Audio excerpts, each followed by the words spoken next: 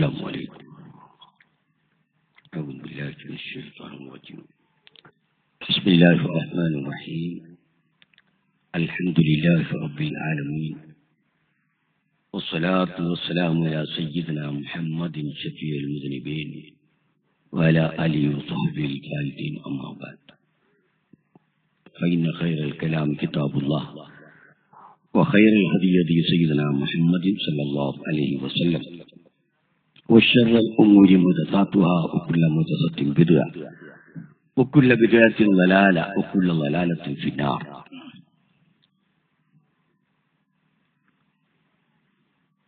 ഏറ്റവും ബഹുമാനമുള്ള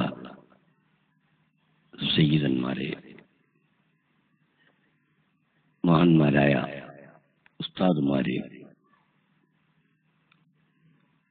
അഹ്ലു സുന്നത്തി വൽ ജമാഅത്തിന്റെ കാരണവന്മാരെ, യുവാക്കളെ, പ്രവർത്തകരെ, സഹോദരി സഹോദരന്മാരെ,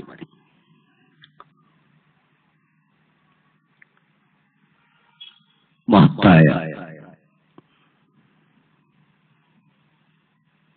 ഈ സമാപന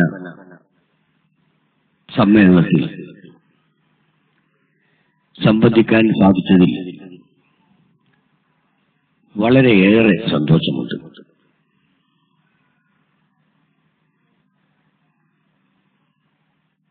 എട്ട് വർഷമായി അതിമനോഹരമായി നടന്നുവരുന്ന ഖുർആൻ ക്ലാസിന്റെ സമാപനമാണ് ഇന്ന് എന്നത് നമുക്ക് കൂടുതൽ സന്തോഷവും ആഹ്ലാദവും നൽകുകയാണ്.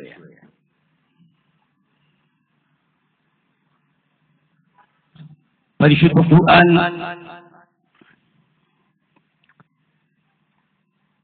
പഠിക്കണമെന്ന ഒരു ചിന്ത ലോകത്ത് പടർന്നു പിടിച്ചുകൊണ്ടിരിക്കുകയാണ്.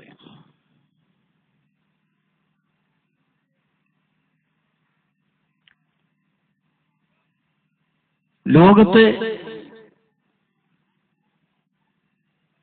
ഏറ്റവും ഉയർന്ന നവോത്ഥാന ചിന്തയാണ് പരിശുദ്ധ ഖുർആൻ മുന്നോട്ട് വെച്ചിട്ടുള്ളത്.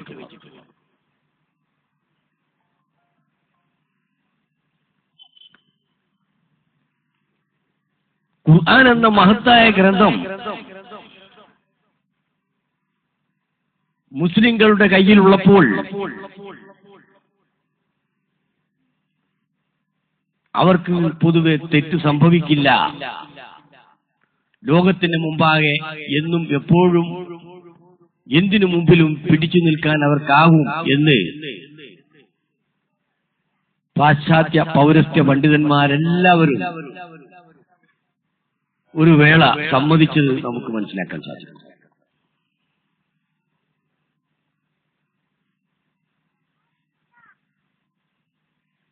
ലോകത്തെ പ്രശസ്തനായ പ്രധാനമന്ത്രി എന്നറിയപ്പെട്ട മഹാനായ പണ്ഡിറ്റ് ജവഹർലാൽ നെഹ്റു ജയിലിലായിരുന്നപ്പോൾ തന്റെ മകൾ ഇന്ദിരാഗാന്ധിക്ക് എഴുതിയ കത്തുകളുണ്ട്. ആ കത്തുകൾ സമാഹരിച്ചു വിശ്വചരിത്രാവലോകം എന്നൊരു ഗ്രന്ഥം അദ്ദേഹം പുറത്തിറക്കി. ലോക ചരിത്രം സംബന്ധിച്ചായിരുന്നു ആ കത്തുകളിൽ പ്രധാനമായി എഴുതിയിരുന്നു. അതിൽ ഒരു കത്തിൽ അദ്ദേഹം എഴുതുന്നത് അന്ധകാര യുഗത്തിലെ അറബികളെ ലോകത്തിന്റെ നേതാക്കളും ജേതാക്കളുമാക്കി ഉയർത്തിയത് മുഹമ്മദ് നബിയുടെ ഇസ്ലാമത പ്രചാരണവും ഖുർആനുമായിരുന്നു എന്ന്.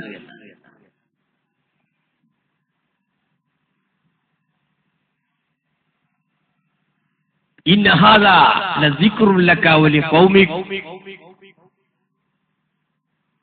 എന്ന് പരിശുദ്ധ ഖുർആനിൽ അല്ലാഹു തആല നബി സല്ലല്ലാഹു അലൈഹി വസല്ലം തങ്ങളോട് പറയുകയുണ്ടായി. തീർച്ചയായും ഈ ഖുർആൻ നിങ്ങളുടെ സ്മരണയാണ്, നിങ്ങളുടെ കീർത്തനമാണ്,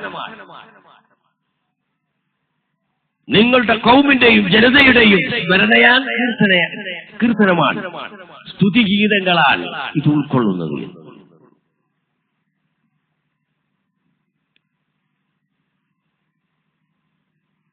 മഹാനായ ഖലീഫ ഉമറുൽ ഫാറൂഖ് റളിയല്ലാഹു തആല അൻഹു പേർഷ്യ റോം സാമ്രാജ്യങ്ങൾ വിജയിപ്പിച്ചെടുത്തപ്പോൾ ആ സാമ്രാജ്യങ്ങളെല്ലാം ഫതഹാക്കി അവിടെ ഭരണം സ്ഥാപിച്ചപ്പോൾ ലോകത്തോട് പ്രഖ്യാപിച്ചത് നഹ്നു ഖൗമുൻ അഅസ്സന അല്ലാഹു ബിൽ ഇസ്ലാം വബിൽ ഖുർആൻ, നാം ഒരു വിഭാഗമാണ്, അല്ലാഹു നമ്മെ ഇസ്ലാം കൊണ്ടും പരിശുദ്ധ ഖുർആൻ കൊണ്ടും വിജയിപ്പിച്ചിരിക്കുന്നു, ശക്തരാക്കിയിരിക്കുന്നു, ലോകത്തിന്റെ മുമ്പാകെ ഉന്നതരാക്കിയിരിക്കുന്നു എന്ന് പറഞ്ഞെങ്കിൽ ഖുർആൻ ഏറ്റവും അടിസ്ഥാനപരമായി നമുക്ക് ലഭിച്ചിട്ടുള്ള നവോത്ഥാന ഗ്രന്ഥമാണ്, നവോത്ഥാന ചിന്തയാണ്.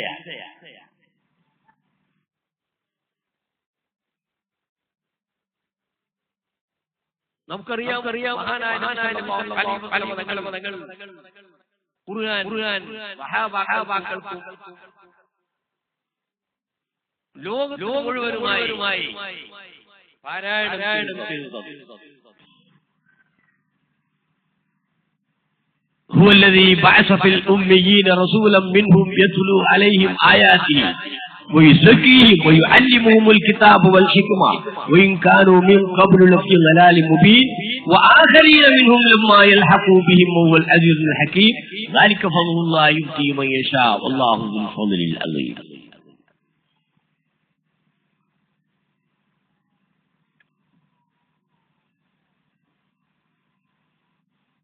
അല്ലാഹു തആല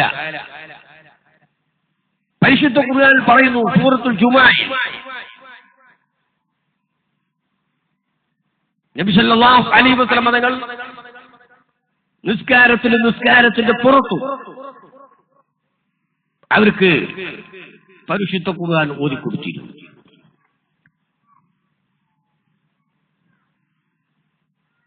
ഇത് സംബന്ധിച്ചുള്ള അർത്ഥഗർഭമായ ഒരു സൂക്തങ്ങളാണ് നമുക്ക് കേൾക്കാൻ സാധിച്ചത്. ജുമുഅയിൽ നബി സല്ലല്ലാഹു അലൈഹി വസല്ലം തങ്ങൾ പലപ്പോഴും ഇതടക്കമുള്ള അധ്യായങ്ങൾ, സൂറത്തുകൾ ഓതാറുണ്ട്. ഹുവല്ലദീ ബഅസ ഫിൽ ഉമ്മiyyin റസൂല, അല്ലാഹു ഉമ്മീകളായ ജനങ്ങളിൽ എന്ന് വെച്ചാൽ അതിന് ഒരുപാട് അർത്ഥങ്ങളുണ്ട്. നിങ്ങൾ ഖുർആൻ ക്ലാസുകളിൽ അതെല്ലാം കേട്ടിട്ടുണ്ടായിരിക്കും, ഇനി കേൾക്കാനിരിക്കുന്നതുമായിരിക്കും. ഹുവല്ലദീ ബഅസ ഫിൽ ഉമ്മiyyin, ഉമ്മീയങ്ങൾ എന്ന് പറഞ്ഞാൽ ഗ്രന്ഥം നൽകപ്പെട്ട ജൂതനസാറാക്കളുടെ ഓപ്പോസിറ്റിൽ അതിന്റെ വിപരീതമായി ഉപയോഗിക്കപ്പെട്ട പ്രയോഗമാണ് ഉമ്മി എന്ന് വെച്ചാൽ ദൈവികമായ ഗ്രന്ഥങ്ങൾ ലഭിച്ചിട്ടില്ല. ജൂതരും നസാറാക്കളുമാണല്ലോ അത് നേരത്തെ ലഭിച്ചവര്. അറബികൾക്ക് അത് ലഭിച്ചിട്ടില്ല, ദൈവിക ഗ്രന്ഥങ്ങൾ ലഭിച്ചിട്ടില്ല. അപ്പൊ ദൈവിക ഗ്രന്ഥങ്ങൾ ലഭിക്കാത്തവർ എന്ന അർത്ഥത്തിലാണ് അൽ ഉമ്മിയീൻ. നബിയെ കുറിച്ച് ഉമ്മി എന്ന് പറയാറുണ്ട്, പഠിക്കാതെ പഠിച്ചവർ എന്ന് വെച്ചാൽ ഒരു പ്രത്യേക അധ്യാപകനിൽ നിന്ന് പഠിക്കാതെ ദൈവികമായ അള്ളാഹുവാൽ പഠിപ്പിക്കപ്പെട്ട പ്രവാചകൻ, ഈ അർത്ഥത്തിൽ ഉമ്മി എന്ന് പറയും. അവിടുത്തെ ജനങ്ങളെ സംബന്ധിച്ച് റസൂലുള്ളാഹിന്റെ അനുയായികളെ സംബന്ധിച്ച് ഉമ്മീൻ എന്ന് പറഞ്ഞത് അവർക്ക് പ്രത്യേക ഗ്രന്ഥങ്ങൾ അതിന് മുമ്പ് അവതരിപ്പിക്കപ്പെട്ടിട്ടില്ല. യൂതർക്കും നസാറാക്കൾക്കും തൗറാത്ത്, ഇഞ്ചീലെല്ലാം ലഭിച്ചു. ഇങ്ങനെയുള്ള വേദഗ്രന്ഥം മുമ്പ് ലഭിക്കാത്തവരിൽ അവരുടെ കൂട്ടത്തിൽ നിന്നൊരു പ്രവാചകൻ അല്ലാഹു തആല നിയോഗിച്ചു. വേറെയും അർത്ഥങ്ങളുണ്ട് കേട്ടോ. ഞാൻ നിങ്ങളോട് സൂചിപ്പിച്ചു, നമസ്കാരത്തിലും പുറത്തുമായി നബി സല്ലല്ലാഹു അലൈഹി വസല്ലം തങ്ങൾ അവർക്ക് ഖുർആൻ പാരായണം ചെയ്തു കൊടുത്തിരുന്നു എന്ന്. ഉമ്മീ എന്നതിന്, ഉമ്മിയീൻ എന്നതിന് ഇമാമത്ത് സ്വീകരിച്ചുകൊണ്ട് നിസ്കരിക്കുന്നവർ, ഉമ്മ് ഇമാമ് ഒക്കെ ഒറ്റ ധാതുവാണ്. ഉമ്മ് ഇമാം ഒറ്റ ധാതുവാണ്. അപ്പോൾ കൂടെയുള്ള മൗമൂമീങ്ങളിൽ പരിശുദ്ധ ഖുർആൻ അവർക്ക് ഓതി കേൾപ്പിച്ചുകൊണ്ട് അങ്ങനെയുള്ള പ്രവാചകനെ നിയോഗിച്ചു.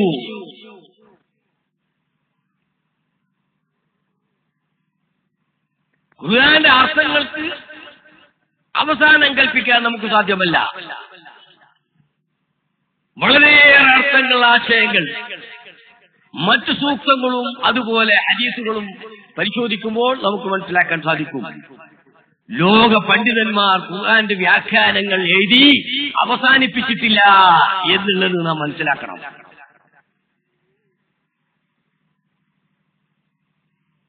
ഖുർആന്റെ വ്യാഖ്യാനം അവർ എഴുതി അവസാനിപ്പിച്ചിട്ടില്ല, അത് അവസാനിക്കുന്നതുമല്ല. ലോകത്ത് പുതിയ പുതിയ പുതിയ ആശയങ്ങൾ കടന്നു വരുമ്പോൾ, പ്രശ്നങ്ങൾ കടന്നു വരുമ്പോൾ അതെല്ലാം ഖുർആൻ ഉൾക്കൊള്ളുന്നതായി നമുക്ക് മനസ്സിലാക്കാൻ സാധിക്കും.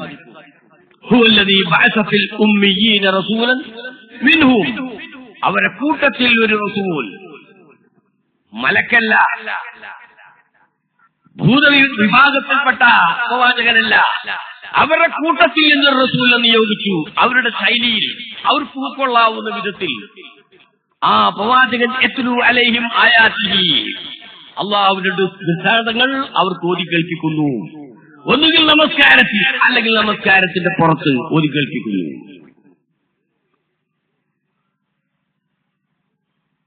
യത്ലു അലൈഹിം ആയാതിഹി വയുസക്കീഹിം, അവരെ പരിശുദ്ധീകരിക്കുന്നു, അവരുടെ ഹൃദയം ശുദ്ധീകരിക്കുന്നു. ഖുർആൻ ഓതിയിട്ട് അവരുടെ ഹൃദയം ശുദ്ധീകരിക്കുന്നു. ശുദ്ധീകൃതമായ ഹൃദയത്തിലാണ് ദൈവികമായ ആശയങ്ങൾ കടന്നു വരിക. തെളിഞ്ഞ കണ്ണാടിയിലായിരിക്കും പ്രകാശം നന്നായി ഉൾക്കൊള്ളാൻ കഴിയുക. ആരെങ്കിലും വരച്ച് വൃത്തികേടാക്കിയ, കട്ടിയായ, ചളി പിടിച്ച കണ്ണാടിയിൽ ഒന്നും കാണാൻ കഴിയില്ല. ആ കണ്ണാടിയിലേക്ക് പ്രകാശം കടന്നു വരില്ല. അല്ലാഹുവിന്റെ റസൂൽ പരിശുദ്ധ ഖുർആൻ ഓതിക്കൊണ്ട് ജനങ്ങളുടെ ഹൃദയം ശുദ്ധീകരിച്ചു. ആ ഹൃദയത്തിലേക്ക് ആശയങ്ങൾ കടന്നു വരുന്നു. ദൈവീകമായ പ്രകാശങ്ങൾ ആ ഹൃദയത്തിൽ കടന്നു വരുന്നു.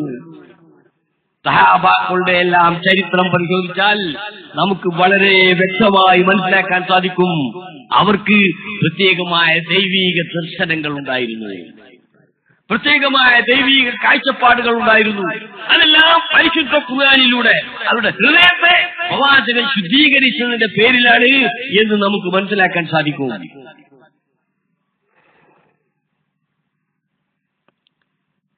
നിങ്ങൾ നോക്കൂ, ഒരു ഉദാഹരണം ഞാൻ നിങ്ങളുടെ ശ്രദ്ധയിൽപ്പെടുത്തുകയാണ്.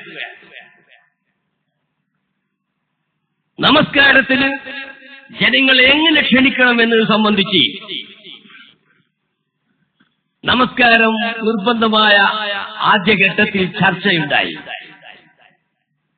ജനങ്ങളെല്ലാം ഈ 5 നേരത്തെ നമസ്കാരത്തിലേക്ക് ക്ഷണിക്കണമല്ലോ. എങ്ങനെ അവരെ ക്ഷണിക്കണം?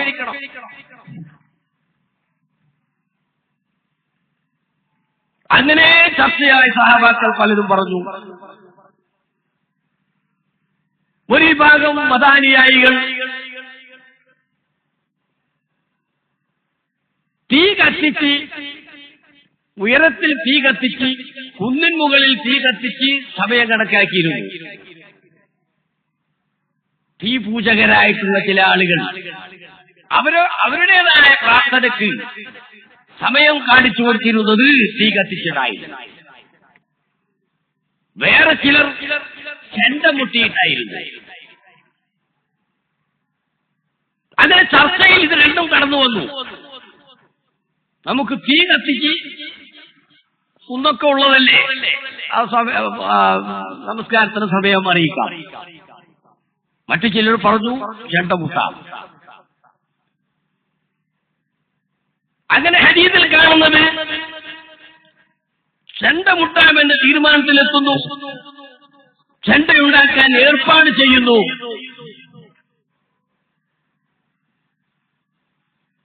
അങ്ങനെ ഇരിക്കുമ്പോൾ ഒരു സഹാബി ഒരു സ്വപ്നം കാണുന്നു. അബ്ദുല്ലാഹ് ഇബ്നു സയ്യിദ് ഇബ്നു അബ്ദുറബ്ബ എന്നാണ് സഹാബിയുടെ പേര് പറയുന്നത്. അദ്ദേഹം സ്വപ്നം കാണുന്നത് ഒരാൾ ഒരു ചെണ്ടയുമായി കടന്നു വരുന്നു. അപ്പോൾ അയാളോട് ചോദിച്ചു, ഇദ്ദേഹം ചോദിച്ചു, എടോ ആ ചെണ്ട എനിക്ക് തരുമോ? ഞങ്ങൾക്കിങ്ങനെ പള്ളിയിൽ നമസ്കാരത്തിന് ജനങ്ങളെ മുട്ടിയറിയിക്കാനാണ്. അപ്പൊ അദ്ദേഹം പറഞ്ഞു, അതിലേറെ നല്ലത് നിങ്ങൾ പ്രത്യേകം ആ സമയത്ത് നമസ്കാരത്തിന്റെ സമയമായാൽ വിളിച്ചു പറയുക. അള്ളാഹുവിന്റെ ആരാധനക്കാണല്ലോ, പ്രവാചകന്റെ കൽപ്പന സ്വീകരിച്ചിട്ടാണല്ലോ അല്ലാഹു അക്ബർ അല്ലാഹു അക്ബർ അല്ലാഹു അക്ബർ അല്ലാഹു അക്ബർ അശ്ഹദു അല്ലാ ഇലാഹ ഇല്ലല്ലാഹ് അശ്ഹദു അല്ലാ ഇലാഹ ഇല്ലല്ലാഹ് എന്നിങ്ങനെ ലാ ഇലാഹ ഇല്ലല്ലാഹ് വരെ വാങ്ങിന്റെ ആ ലാ ഇലാഹ ഇല്ലല്ലാഹ് വരെ അദ്ദേഹം പറഞ്ഞു കേൾപ്പിച്ചു. സ്വപ്നം അങ്ങ് തീർന്നു. അദ്ദേഹം ഉണർന്നു. നേരം വെളുത്ത് നബിയെ സമീപിച്ചു. നബിയെ, ഇങ്ങനൊരു സംഭവം ഉണ്ടായി, ഞാനിങ്ങനൊരു സ്വപ്നം കണ്ടു. നബി സല്ലല്ലാഹു അലൈഹി വസല്ലം തങ്ങൾ പറഞ്ഞു, നിങ്ങളുടെ ആ സ്വപ്നം അത് യഥാർത്ഥ സ്വപ്നമാണ്.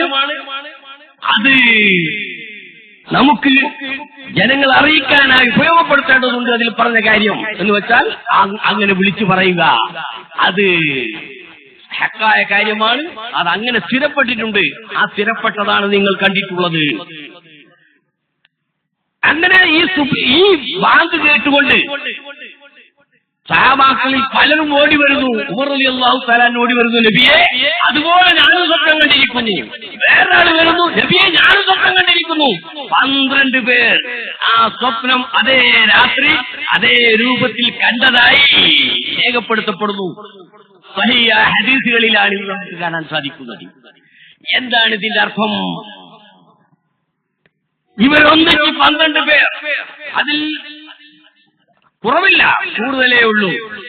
12 പേർ ഒന്നിച്ച് ഈ സ്വപ്നം ഇതേ രൂപത്തിൽ കാണുന്നു എങ്കിൽ അത് എവിടെ നിന്ന് അങ്ങനെയുള്ളൊരു മാനസികാവസ്ഥ, അങ്ങനെ ബുദ്ധിപരമായ ഒരവസ്ഥ,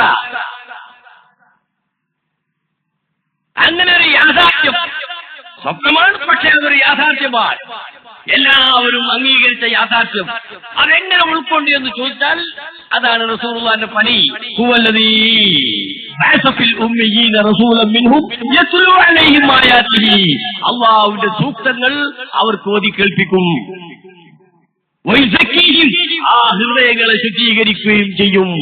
ശുദ്ധീകരിച്ചു കഴിഞ്ഞാൽ ദൈവികമായ ആശയാദൃശ്യങ്ങൾ കണ്ണാടി പോലെ, പ്രകാശം കണ്ണാടിയിൽ പതിക്കുന്നത് പോലെ, കാണുന്നത് പോലെ അവരുടെ ഹൃദയങ്ങളിൽ ആശയങ്ങൾ പതിക്കും.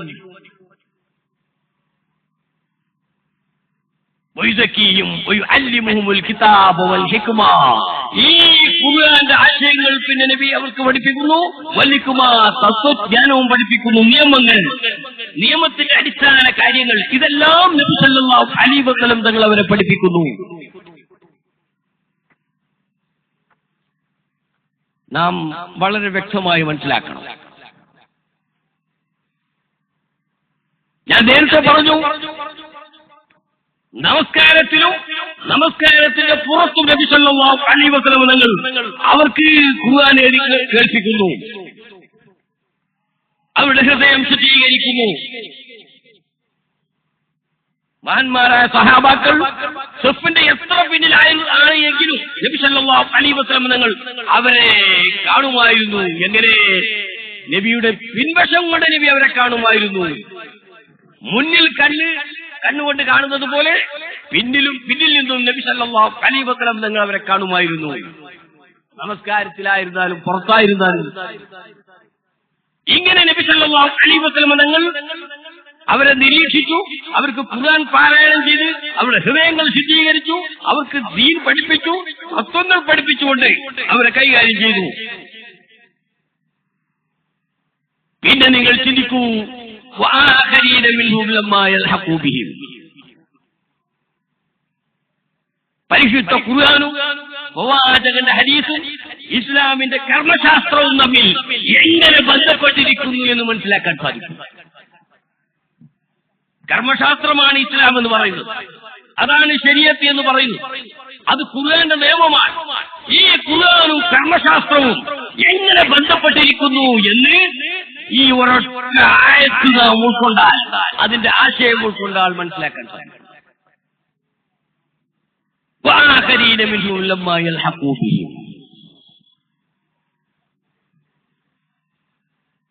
ഞാൻ പറഞ്ഞല്ലോ, നമസ്കാരത്തിലും പുറത്തും നബി സല്ലല്ലാഹു അലൈഹി വസല്ലം തങ്ങൾ അവർക്ക് ഓതി കേൾപ്പിക്കുന്നു എന്ന്. നമസ്കാരത്തിലോ പുറത്തോ ആകട്ടെ, നബിയുടെ ആ ഖുർആൻ പാരായണം സഹാബാക്കളിൽ ചിലരാണ് കേൾക്കുന്നത്. റസൂലുള്ളാഹി ഓതിക്കൊടുക്കുമ്പോൾ ആരാണോ ഉള്ളത് അവർ കേൾക്കുന്നു. റസൂലുള്ളാഹിയുടെ മഅ്മൂമീങ്ങളായി നമസ്കരിക്കുന്നവർ ആരാണോ അവർ കേൾക്കുന്നു. അതേ സമയത്ത് അവിടെ ഹാജരാകാത്ത പലരുമുണ്ട്. വആഖരീന മിൻഹും ലമ്മാ യൽഹഖൂ ബിഹിം. ഈ സഹാബാക്കളുടെ ഭാഗമായിട്ട് തന്നെ വേറെ കുറെ ആളുകളുണ്ട്. ലമ്മാ യൽഹഖൂ ബിഹിം, അവർ ഈ കൂട്ടത്തിൽ അപ്പോഴില്ല. നമസ്കാരത്തിലായാലും അല്ലെങ്കിലും ഈ കൂട്ടത്തിൽ അവരില്ല. ഈ ഖുർആൻ അന്ത്യനാൾ വരെയുള്ള ജനങ്ങൾക്ക് ബാധകമാണ്. അവിടെ നബിയുടെ മുമ്പിൽ ഏതാനും സഹാബാക്കളാണ് കേൾക്കുന്നത്. എന്നാൽ അന്ത്യനാൾ വരെയുള്ളവർക്കും വേണ്ടി നബി ഇവിടെ ഖുർആൻ പാരായണം ചെയ്യുന്നു. അത് പരമ്പരയായി അവരിലേക്ക് എത്തുന്നു. വആഖരീന മിൻഹും ലമ്മാ യൽഹഖൂ ബിഹിം വൽ അദീദുൽ ഹകീം. ഇനി നമസ്കാരത്തിലാണെങ്കിൽ, നമസ്കാരത്തിൽ നബിയുടെ കൂടെ സന്നിഹിതരാകാത്തവർക്ക് വേണ്ടിയും നബിയുടെ ആ ഖുർആൻ പാരായണം ഫലിക്കും. ഇതാണല്ലോ നാം മനസ്സിലാക്കുന്നത്. ഒരാൾ വൈകി തുറന്നു ഇമാമിന് റുക്കൂഇലാണ് ലഭിക്കുന്നതെങ്കിൽ അയാളുടെ ഫാത്തിഹ ഓതാതെ നമസ്കാരമില്ല എന്നാൽ, ഫാത്തിഹ ഓതിയില്ല എങ്കിൽ നമസ്കാരമില്ല. അങ്ങനെ നിർബന്ധമായ ഫാത്തിഹ മഅ്മൂമിന് ലഭിക്കുന്നില്ല. അദ്ദേഹം റുക്കൂഇലാണ് ഇമാമിനെ തുടരുന്നതെങ്കിൽ, നിങ്ങൾ ശരിക്കും മനസ്സിലാക്കണം, അദ്ദേഹം റുക്കൂഇലാണ് ഇമാമിനെ തുടരുന്നതെങ്കിൽ കിട്ടുന്നതെങ്കിൽ അദ്ദേഹത്തിന് ഫാത്തിഹയില്ല. അവർക്ക് വേണ്ടിയും റസൂലുള്ളാഹി ഫാത്തിഹ അല്ലെങ്കിൽ ഇമാം ഓതി കഴിഞ്ഞു. ഇതാണ് വആഖരീന മിൻഹും ലമ്മാ യൽഹഖൂ ബിഹിം. അവിടെ ആ നമസ്കാരത്തിൽ ആദ്യത്തിൽ എത്തിപ്പെടാത്തവർക്ക് വേണ്ടിയിട്ടും ഇമാമിന്റെ ഖുർആൻ പാരായണമുണ്ട്. വആഖരീന മിൻഹും ലമ്മാ യൽഹഖൂ ബിഹിം. ഹുവൽ അസീസുൽ ഹകീം. ദാലിക ഫദ്ലുല്ലാഹി യുതി മൻ യശാ. അങ്ങനെ ഫാത്തിഹ ഓതാതെ ഫാത്തിഹ ഓതിയ ഫലം അല്ലാഹുവിന്റെ അനുഗ്രഹമാണ്. അല്ലാഹു ഉദ്ദേശിച്ചവർക്ക് കൊടുക്കും. ഏതാ ഉദ്ദേശിച്ചവന്? റുക്കൂഇൽ ഇമാമിനെ പിടിക്കുന്നവർ. ഖുർആനും ഫിഖ്ഹും തമ്മിലുള്ള, പരിശുദ്ധ ഖുർആനും കർമ്മശാസ്ത്ര നിയമങ്ങളും തമ്മിലുള്ള ബന്ധമാണ് നാം ഇവിടെ മനസ്സിലാക്കേണ്ടത്. ഖുർആൻ പഠിക്കുമ്പോൾ എന്താണ് ഇസ്ലാമിൽ നമുക്ക് മനസ്സിലാക്കാൻ സാധിക്കും. ഇസ്ലാമിക കർമ്മശാസ്ത്രം അത് വെറുതെ കുറെ ഇമാം ഷാഫി മറ്റൊക്കെ എഴുതി വെച്ചതാണ്, അതിനൊന്നും അടിത്തറയില്ല, അതിനൊന്നും പ്രാമാണികതയില്ല എന്നാരെങ്കിലും പറഞ്ഞാൽ അവർ അവരുടേതായ പ്രമാണം പരിശോധിച്ചു കൊള്ളട്ടെ.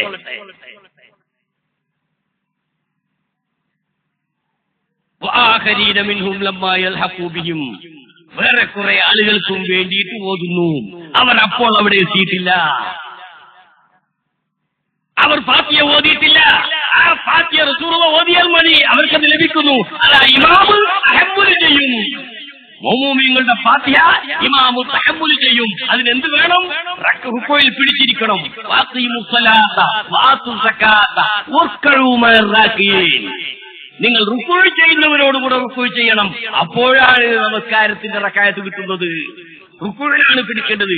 റുക്കൂഇൽ പിടിച്ചു കഴിഞ്ഞാൽ ആ റക്അത്ത് ലഭിച്ചു. ഫാത്തിഹ അവിടെ പിന്നെ പ്രശ്നമല്ല. ഫാത്തിഹ ഓതിയ കൂലി തന്നെ ലഭിക്കുമെന്നാണ് പണ്ഡിതന്മാർ പറഞ്ഞത്. ഫാത്തിഹ ഓതാത്ത പ്രശ്നമല്ല, ഫാത്തിഹ ഓതുന്നില്ല എന്ന പ്രശ്നം തീർന്നു. അതല്ല, ഭക്ഷണം തീർന്നു മാത്രമല്ല ഫാത്തിഹ ഓതിയ കൂലി വരെ ആ മൗമൂമിന് ലഭിക്കും. അതിന് റുക്കുവിൽ പിടിക്കണം. ഇതാണ് അങ്ങനെ ഓരാളെ ഓതിയ ഫലം ലഭിക്കുന്നത് അള്ളാഹുവിന്റെ അനുഗ്രഹമാണ്. അള്ളാഹ് ഉദ്ദേശിച്ചവർക്ക്, ആരാ ഉദ്ദേശിച്ചത്? ഇമാമിനെ റുക്കുവിൽ പിടിച്ചവർക്ക്. ഹദീസ് പരിശോധിച്ചാൽ മനസ്സിലാക്കാൻ സാധിക്കും. ഇസ്ലാമിക കർമ്മശാസ്ത്രം എന്ന് പറഞ്ഞാൽ അതും ഖുർആനും തമ്മിലുള്ള അഭേദ്യമായ ബന്ധം നമുക്ക് മനസ്സിലാക്കാൻ സാധിക്കും. ഇതാണ് അവർക്ക് കിതാബ് പഠിപ്പിക്കുന്നു, അതിന്റെ തത്വങ്ങളും പഠിപ്പിക്കുന്നു. താത്വികമായ വശങ്ങളാണ് ഈ പറയുന്നത്. നമുക്ക് ചിന്തിക്കാം. ഖുർആൻ ക്ലാസുകൾ വീണ്ടും വീണ്ടും വീണ്ടും നാം കേൾക്കണം. കർമ്മശാസ്ത്രം എന്താണ് എന്ന് നാം മനസ്സിലാക്കണം. അത് രണ്ടും കൂടി അനുനയിപ്പിക്കാൻ നമുക്ക് സാധിക്കണം. അങ്ങനെ സാധിച്ചാൽ സുന്നത്ത് ജമാഅത്തിനെതിരായി ഈ രാജ്യത്ത് പ്രവർത്തിക്കുന്ന ആർക്കും നമ്മെ തൊടാൻ കഴിയില്ല. ഇനി നിങ്ങൾ നോക്കൂ, നമ്മുടെ ഗ്രന്ഥങ്ങളിൽ ഫത്ഹുൽ മുഈൻ അടക്കമുള്ള ഗ്രന്ഥങ്ങളിൽ പറഞ്ഞത് കാണാം. ഇങ്ങനെ ഇമാമ് നമ്മുടെ ഫാത്തിഹ വായിക്കണമെങ്കിൽ, ഇമാമ് നമ്മുടെ ഫാത്തിഹ വായിക്കണമെങ്കിൽ ആ ഇമാമ് ശുദ്ധിയുള്ള ഇമാമായിരിക്കണം. അപ്പൊ ചോദിക്കൂ, ഇമാമു പിന്നെ ശുദ്ധിയില്ലാതിരിക്കുമോ? ഇതൊക്കെയാണ് മനസ്സിലാക്കേണ്ടത്. ഒരു ഇമാമായി നമസ്കരിച്ചു, അയാൾക്ക് ഉണ്ടായിരുന്നില്ല. അക്കാര്യം പിന്നെ നിസ്കാരമൊക്കെ കഴിഞ്ഞതിന് ശേഷമാണ് മൗമൂമികൾ അറിയുന്നത്. എന്നാൽ മൗമൂമിങ്ങൾക്ക് യാതൊരു കുഴപ്പവുമില്ല, അവർ നമസ്കാരം മടക്കേണ്ടതില്ല. നേരെ മറിച്ച് ഇമാമിന്റെ ശരീരത്തിൽ ബാഹ്യമായി കാണുന്ന നജസുകളാണ് ഉള്ളതെങ്കിൽ, അത് നമസ്കാരത്തിന് ശേഷമാണ് കാണുന്നതെങ്കിൽ നമസ്കാരം അടക്കണം മൗമൂമികൾ. കാരണം ബാഹ്യമായ തകരാറാണ്, അത് കണ്ടുപിടിക്കേണ്ടതായിരുന്നു. ഉളുവില്ലാത്തത് ബാഹ്യമായ തകരാറല്ല, അത് കണ്ടുപിടിക്കാൻ കഴിയില്ല. അതുകൊണ്ട് ഇമാമ് ഉളുവില്ല എന്ന് പിന്നീട് മനസ്സിലായാൽ മൗമൂമികൾ നമസ്കാരത്തിൽ മടക്കണ്ട. പക്ഷേ അങ്ങനെ ഉളുവില്ലാത്ത ഇമാമാണ് ഇവിടെ നേരത്തെ ഇമാമായി ഫാത്തിഹ ഓതിയതെങ്കിൽ ആ ഫാത്തിഹ പിന്തുടർന്ന മൗമൂമിന് ബാധകമല്ല. കാരണം അയാളെ ഫാത്തിഹ തന്നെ പോയതാണ്. അത് പിന്നെ ഇയാൾക്ക് ലഭിക്കുമോ? ഇല്ല. ഇതാണ് ശുദ്ധിയുള്ള ഇമാമ് വഹിക്കുമെന്ന് പറയുന്നത്. ശുദ്ധിയുള്ള ഇമാമ് വഹിക്കുമെന്ന് പറഞ്ഞതാണ്. ഇന്നഹു ലഖുർആനുൻ കരീം ഫീ കിതാബിൻ മക്നൂൻ ലാ യമസ്സുഹു ഇല്ലൽ മുത്തഹ്ഹറൂൻ തൻസീലു ബിറബ്ബിൽ ആലമീൻ. ഇത് മനസ്സിലാക്കാതെ കഴിയില്ല, ഇത് മനസ്സിലാക്കിയേ തീരൂ.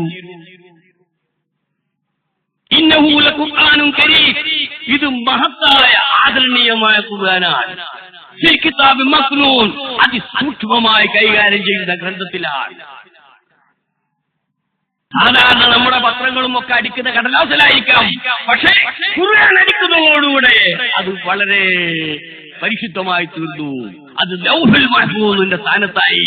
ലൗഹുൽ മഹ്ഫൂദിൽ ഖുർആനേക്കാൾ വലിയ ആദരണമില്ല. ലൗഹുൽ മഹ്ഫൂദിൽ ഖുർആനേക്കാൾ പ്രാധാന്യമുള്ള ഒന്ന് ലൗഹുൽ മഹ്ഫൂദിലില്ല. അതുകൊണ്ട് ഈ പരിശുദ്ധ ഖുർആൻ അടിക്കുന്ന കടലാത്തിൽ വേറെ എന്തെല്ലാം അതുപോലെ പലതും അടിച്ചാലും ഇത് അടിച്ചു കഴിഞ്ഞാൽ ഇന്നഹു ലഖുർആനുൻ കരീം ഫീ കിതാബിൻ മക്നൂൻ, അത് വളരെ സൂക്ഷ്മമായി കൈകാര്യം ചെയ്യേണ്ടതാണ്. ലാ യമസ്സുഹു ഇല്ലൽ മുത്തഹ്ഹറൂൻ, അംഗസ്നാനം ചെയ്ത് ശുദ്ധി വരുത്തിയവരല്ലാതെ അത് സ്പർശിക്കുകയില്ല. അതുകൊണ്ട് തന്നെ ഈ ഇമാമ് നമസ്കാരത്തിൽ ഫാത്തിഹ ഓതിയാൽ അയാൾക്ക് അംഗസ്നാനമില്ലാത്തതിനാൽ യഥാർത്ഥ ഖുർആൻ അയാളുടെ നാക്ക് സ്പർശിക്കുന്നില്ല. ഖുർആൻ ഓതുമ്പോൾ നാക്ക് സ്പർശിക്കണമല്ലോ, ഖുർആന്റെ അക്ഷരങ്ങൾ വേണ്ടേ? നമ്മുടെ കൈകാലുകൾ സ്പർശിക്കുന്നില്ലെങ്കിലും ഖുർആൻ നാക്ക് സ്പർശിക്കണമല്ലോ. പരിശുദ്ധരായ അംഗസ്നാനം ചെയ്ത സ്പർശിക്കുന്നവരല്ലാതെ ഖുർആൻ സ്പർശിക്കുന്നില്ല എന്ന് പറഞ്ഞാൽ ഈ ഇമാം ഓതിയത് യഥാർത്ഥത്തിൽ ഖുർആനല്ല. അത് വേണമെങ്കിൽ ദിക്റിന്റെ വകുപ്പുകളിലേക്ക്, പൊതുവകുപ്പുകളിലേക്ക് പെടുത്താം, ഖുർആനല്ല. അതുകൊണ്ട് തന്നെ അയാൾ ഓതിയ ഖുർആൻ അത് ഖുർആനായി അംഗീകരിക്കപ്പെടുന്നില്ല. അതുകൊണ്ട് തന്നെ ആ പാരായണം ഈ മഅ്മൂമിനും ബാധകമല്ല, മഅ്മൂമിനും അത് ഖുർആനായി ലഭിക്കുകയില്ല. എന്താ ഇതാണ് ഖുർആൻ അല്ലെങ്കിൽ കർമ്മശാസ്ത്രം എന്നൊക്കെ പറയുന്നത്? ആരാണ് ഇതിനെക്കുറിച്ച് ചിന്തിച്ചത്? നമ്മുടെ രാജ്യത്ത് ഖുർആനെ വിമർശിക്കുന്നവരുണ്ട്, മുസ്ലിമീങ്ങളിൽ തന്നെ. എന്നാൽ ഖുർആൻ മുഴുവനും അംഗീകരിക്കുന്നു എന്ന് പറയുന്നു കർമ്മശാസ്ത്രത്തെ ധിക്കരിക്കുന്നവരാണ്, ശാഫിയെ എതിർക്കുന്നവരാണ്, അബൂ ഹനീഫ ഇമാമിനെ എതിർക്കുന്നവരാണ്, ഫത്വൽ മുഈനെ എതിർക്കുന്നവരാണ്. പക്ഷേ അതിന്റെ എല്ലാം ഉള്ളടക്കം എന്താണ്? അതിന്റെ രഹസ്യം, ആ രഹസ്യങ്ങളുടെ രഹസ്യം എന്ത് എന്ന് നാം ഖുർആൻ തന്നെ പഠിക്കുമ്പോൾ, പഠനത്തിന് വിധേയമാക്കുമ്പോൾ നമുക്ക് ചിന്തിക്കാൻ സാധിക്കും. هو الذي بعث في الأميين رسولا منهم يتلو عليهم آياته ويزكيهم ويعلمهم الكتاب والحكمة وإن كانوا من قبل لفي ضلال مبين وآخرين منهم لما يلحقوا بهم وهو العزيز الحكيم ذلك فضل الله يؤتيه من يشاء والله ذو الفضل العظيم. ഇനി നിങ്ങൾ നോക്കൂ, പരിശുദ്ധ ഖുർആൻ മറ്റാൾക്ക് വേണ്ടി ഓതി ഒന്നാമന് വേണ്ടി വഹിക്കുന്ന അവസ്ഥയാണ് ഈ പറയുന്നത്. അല്ലേ? ഒന്നാമൻ ഓതുന്നില്ല, രണ്ടാമൻ അഥവാ ഇമാം ഓതി, എന്നിട്ട് ഒന്നാമൻ ഓതിയ വകുപ്പിൽ അത് വരുന്നു.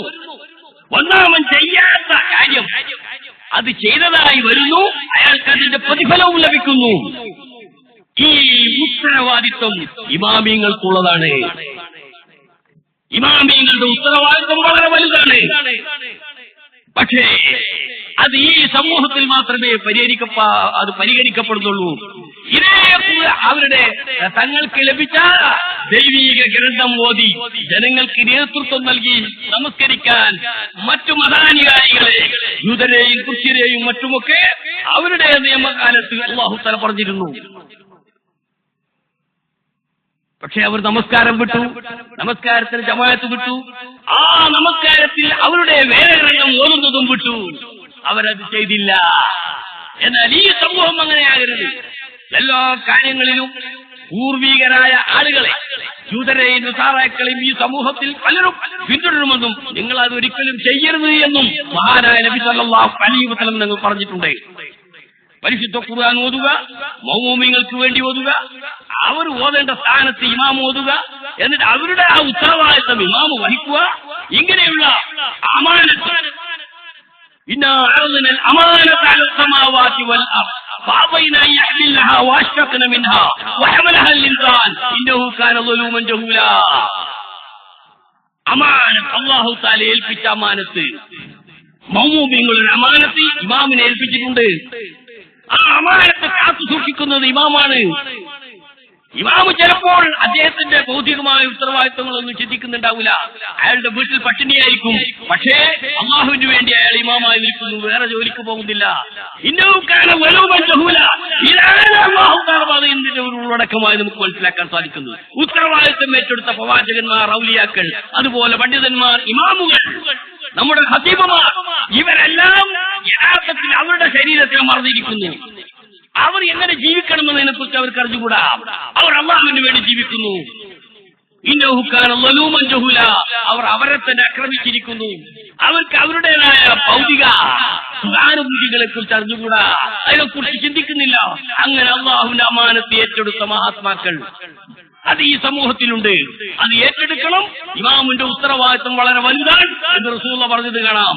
എന്നിട്ട് പറയുന്നു, മസലുല്ലദീന ഹുമ്മിലു തൗറാത്ത സുമ്മ ലം യഹ്മിലുഹാ കമസലിൽ ഹിമാരി യഹ്മിലു അസ്ഫാറാ. എന്താ ഖുർആന്റെ ഈ ആഖ്യാനം? എന്താണ് ഖുർആന്റെ ഈ വ്യാഖ്യാനം?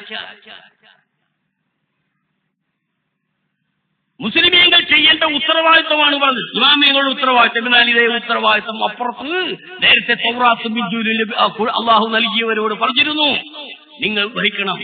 എന്നാൽ വഹിച്ചില്ല.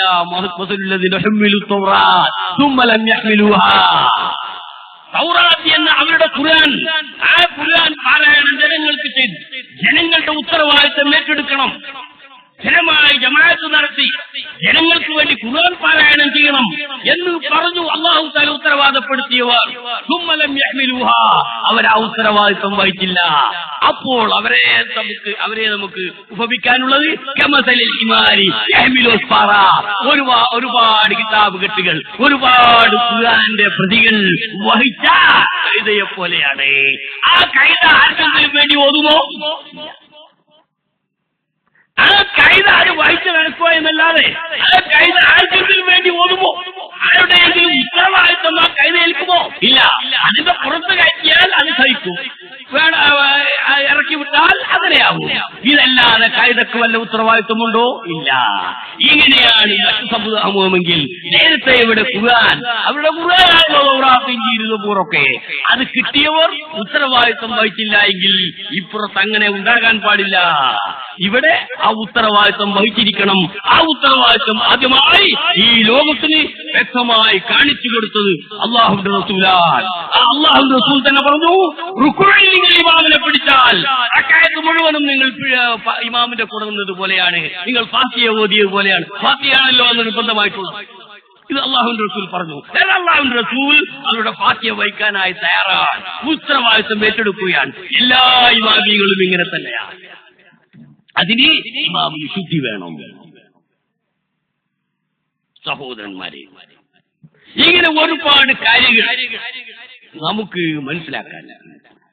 ഖുർആൻ എന്ന് പറഞ്ഞാൽ ഞാൻ പറഞ്ഞല്ലോ,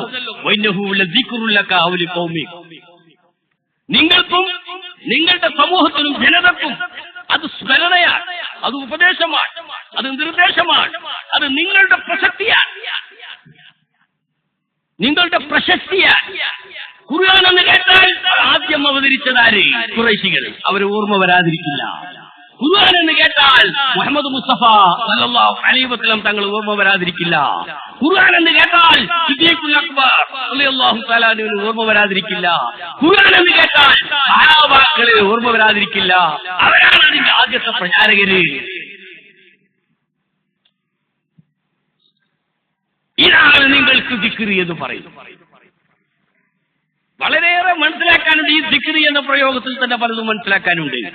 ഖുർആൻ വരുന്നതിന് മുമ്പ്, റസൂലുള്ള പ്രവാചകനായി അവതരിക്കുന്നതിന് മുമ്പ്, റസൂലുള്ള ജനിക്കുന്നതിന് മുമ്പ് ഏതാണ്ട് 50 വർഷങ്ങൾക്ക് മുമ്പാണ് ലോകപ്രശസ്ത സാഹിത്യകാരനായ ഇംറുൽ ഖൈസ് പ്രവർത്തിച്ചുകൊണ്ടിരിക്കുന്നത്. അന്ന് സാഹിത്യത്തിന്റെ ലോകമായിരുന്നു, ഗ്രന്ഥങ്ങളുടെ ലോകമായിരുന്നു, പദ്യങ്ങളുടെ ലോകമായിരുന്നു. ആ പദ്യങ്ങളും ഗ്രന്ഥങ്ങളും കൊണ്ടാണ് അവരുടെ പ്രശസ്തി ലോകത്തറിയപ്പെട്ടത്. ഇംറുൽ ഖൈസിന്റെ പേര് ഇന്ന് നമുക്കറിയാം. ലോകത്തെവിടെയും അദ്ദേഹത്തിന്റെ പേര് പറഞ്ഞാൽ അറിയും. ഏത് യൂണിവേഴ്സിറ്റികളിലും അദ്ദേഹത്തെ അധികരിച്ചുള്ള പഠനങ്ങളുണ്ട്, ഗ്രന്ഥങ്ങളുണ്ട്. ലോകത്തെ ഏറ്റവും വലിയ സാഹിത്യകാരൻ. അറബി സാഹിത്യ ലോകത്ത് അദ്ദേഹത്തെ പോലെ അറിയപ്പെട്ട പറയപ്പെട്ട വേറെ ആളില്ല. ഇംറുൽ ഖൈസിനെ പോലെ ഇല്ല, ഇല്ല.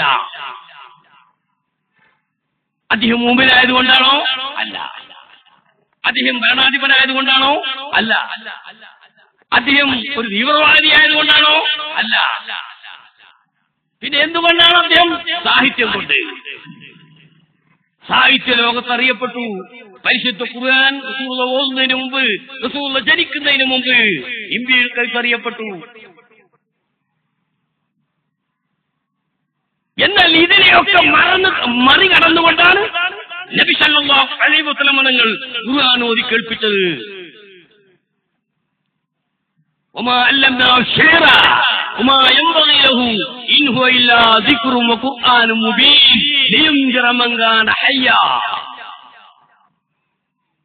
വമാ അല്ലംനാഹു ശിഅറ, ഈ ജാതി പദ്യങ്ങളും ഗദ്യങ്ങളും ഒന്നും, ഇങ്ങനെയുള്ള സാഹിത്യങ്ങളൊന്നും നബി അല്ലാഹു തആല പഠിപ്പിച്ചിട്ടില്ല. നബി തീരെ പദ്യം പാടിയിട്ടില്ല എന്നർത്ഥമില്ല. ഈ പറഞ്ഞ രൂപത്തിലുള്ള പദ്യങ്ങളോ ഗദ്യങ്ങളോ സാഹിത്യങ്ങളോ നബി ഉൾക്കൊണ്ടിട്ടില്ല, നബിയെ പഠിപ്പിച്ചിട്ടില്ല.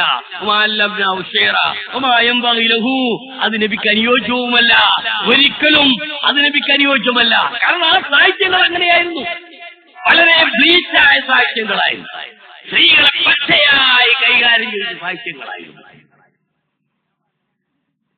മുഴുവനും പ്രേമമായിരുന്നു, പ്രേമനിർഭരമായ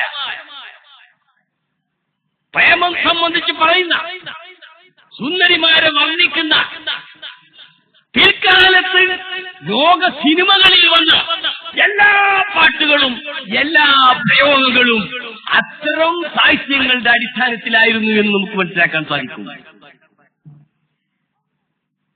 ഇംബിയുൽ കൈസിന്റെ തന്റെ മുഅല്ലഖയിൽ കാണാം,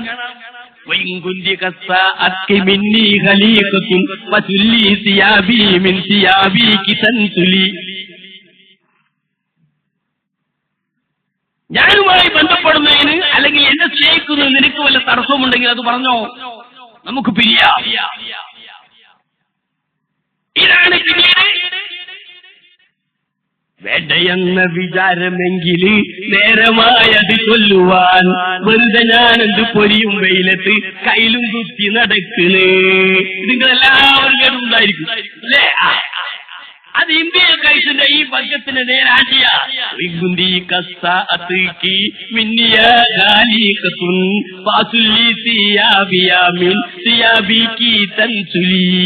വേണ്ടയെന്ന വിചാരമെങ്കിൽ നേരമായത് ചൊല്ലുവാൻ വെറുതെ ഞാൻ എന്ത് പൊരിയും വെയിലത്ത് കയ്യിലും കുത്തി നടക്കണേ.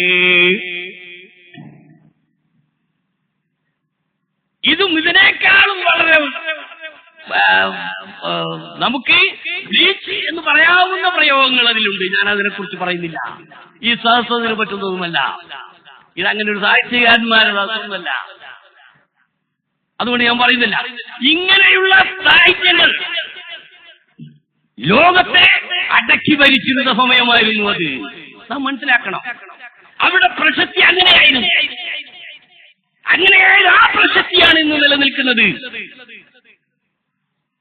പക്ഷേ ഏത് കാലത്ത് എന്ത് വന്നാലും അതിനെ നേരിടാവുന്ന സംവിധാനം പരിശുദ്ധ ഖുർആന്റെ ആശയത്തിന്റെ ഉള്ളിലുണ്ട്. ولا يأتونك بمثل إلا جئناك بالحق وأحسن تفسيرا.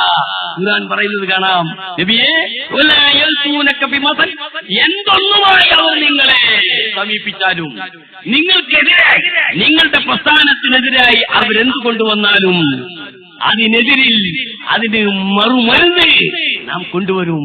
ولا يأتونك بمثل إلا جئناك بالحق وأحسن تفسيرا. അതാണ് പിന്നീട് ഈ സാഹിത്യ സാമ്രാജ്യങ്ങളെല്ലാം വായടപ്പിച്ചുകൊണ്ട് അവരെ പരാജയത്തിന്റെ പാതാളത്തിലേക്ക് തള്ളി പരിശുദ്ധ ഖുർആൻ അവതരിക്കുന്നത്. നിങ്ങൾ നോക്കൂ, പിന്നെന്ത് സംഭവിച്ചു? പിന്നെ ഈ ഇംബിയുൽ കൈസിന്റെ പദ്യങ്ങളും അതിലുള്ള സുന്ദരിമാരുടെ സൗന്ദര്യങ്ങളുമൊക്കെ ജനങ്ങൾ മാറ്റിവെച്ച് റസൂലുള്ളാഹിന്റെ മദ്ഹും പരിശുദ്ധ ഖുർആന്റെ പാരായണവുമായിരുന്നു പിന്നെ അവിടെ നടന്നത്. ഹദീസുകൾ പരിശോധിച്ചാൽ കാണാം, അബ്ദുൽ മുത്തലിബ് റളിയല്ലാഹു തആല അൻഹു, റസൂലുള്ളാഹിന്റെ പിതാമഹൻ അബ്ദുൽ മുത്തലിബ് റളിയല്ലാഹു തആല അൻഹു റസൂലുള്ളാഹിയെ ചെറുപ്പത്തിൽ കഅബയുടെ ഭാഗത്തേക്ക് കൊണ്ടുപോകും. കൊച്ചുകുട്ടിയായിരുന്നപ്പോൾ അബ്ദുൽ മുത്തലിബ് അവിടുത്തെ ഭരണാധികാരിയായിരുന്നു. വെള്ളമില്ലാത്ത സന്ദർഭത്തിൽ ജനങ്ങൾക്ക് വെള്ളം വാങ്ങിക്കൊടുക്കുന്ന ഉത്തരവാദിത്വം അദ്ദേഹത്തിനാണ്. വാട്ടർ അതോറിറ്റി എന്നില്ല. അപ്പുറത്ത് കടലിൽ ഒന്നായിട്ട് മറ്റേ ഉപ്പുവെള്ളമാണ്. ശുദ്ധവെള്ളം കിട്ടണം. ഭരണാധിപതിയാണ് അവർ സമീപിക്കുന്നത്. ജനങ്ങൾ അബ്ദുൽ മുത്തലിബിനെ സമീപിക്കും. അബ്ദുൽ മുത്തലിബ് റളിയല്ലാഹു തആല അൻഹു തന്റെ ആ പൊന്നോമന പൗത്രന്റെ കൈപിടിക്കുന്നു. ആ സമയത്ത് ആമിന ബീബി വഫാത്തായിട്ടുണ്ട്. റസൂലുള്ളാഹിന്റെ 6-ാം വയസ്സിൽ ആമിന ബീബി വഫാത്തായി. പിന്നീട് അബ്ദുൽ മുത്തലിബിന്റെ ഉത്തരവാദിത്വത്തിലാണ്. അബ്ദുൽ മുത്തലിബ് റളിയല്ലാഹു തആല അൻഹു റസൂലുള്ളാഹിന്റെ കൈപിടിച്ച കൊച്ചുകുട്ടിയാണ്, 8 വയസ്സ്. ആ പ്രായത്തിൽ റസൂലുള്ളാഹിന്റെ കൈപിടിച്ചു കഅബാലയത്തിൽ ചെന്ന് റസൂലുള്ളാഹിയെ ചുമലിലേറ്റി അല്ലാഹുവോട് മഴ ചോദിക്കുന്നു.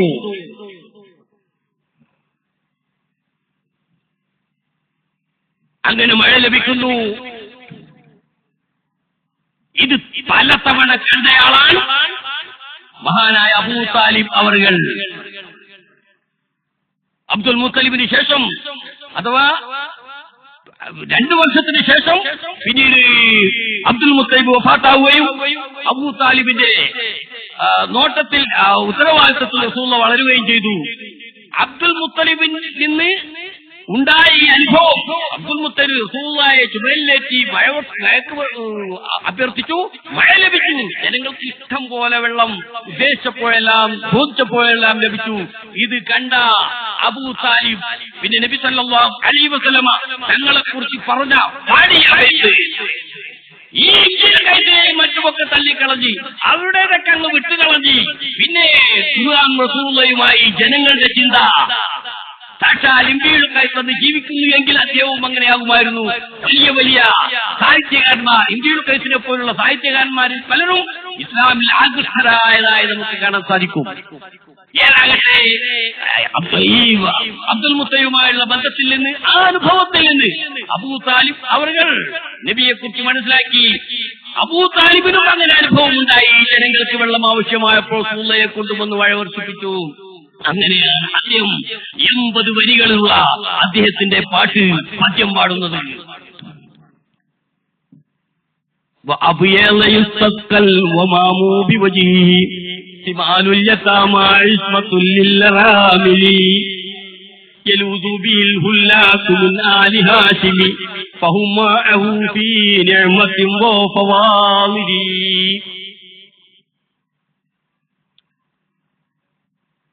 മക്കക്കാർ മുഹമ്മദ് നബിയെ ഉപേക്ഷിച്ചു.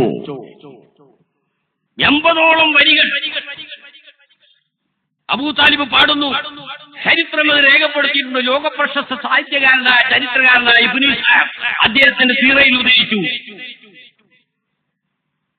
അദ്ദേഹം ചോദിക്കുന്നു, മുഹമ്മദ് നബി വന്നപ്പോൾ ഈ മുഹമ്മദ് എന്ന കുട്ടിയെ നിങ്ങൾ തള്ളിക്കളയുന്നു എന്ന് പറഞ്ഞിട്ട്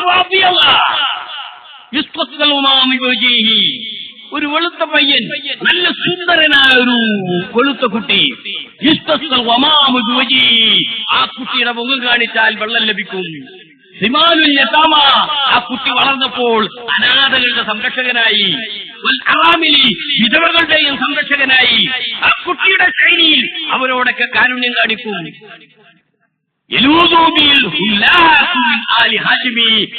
കുടുംബത്തിൽ രോഗം കൊണ്ടോ മറ്റോ നശിക്കുന്നവർ, പ്രയാസം അനുഭവിക്കുന്നവർക്കൊക്കെ ഈ കുട്ടി മാർഗദർശനമായിരുന്നു, സംരക്ഷണമായിരുന്നു.